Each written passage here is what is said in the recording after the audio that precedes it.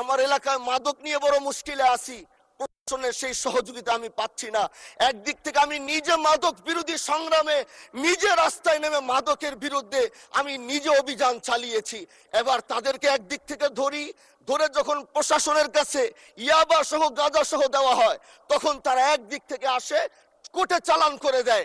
একদিক থেকে গোটা দেশ বলছে এই দেশ মাদক মুক্ত করতে হবে, আরেক দিক থেকে যখন তাদেরকে আমরা কোর্টে চালান করছি, 3 দিন থেকে 4 দিনের মাথায় জামিন নিয়ে এলাকায় এসে আবার মাদক ব্যবসা করছে।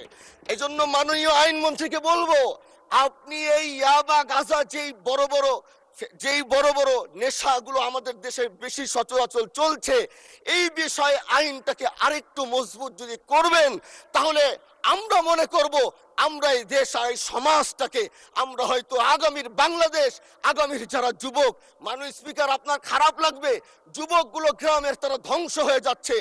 আমাদের চোখের সামনে যখন একজন যুবক ধ্বংস হয়ে যায়, এটা অন্যরা মেনে নিতে পারলেও আমাদের পক্ষে মানা বড় কষ্ট হয়ে যায়।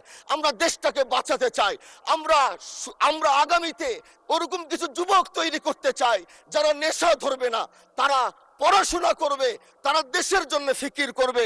মাননীয় স্পিকার, আমি সত্যের পক্ষে থাকবো, আমি অন্যায়ের বিরুদ্ধে সোচ্চার থাকবো, আমি গণমানুষের কণ্ঠ হয়ে করব। আমি এমন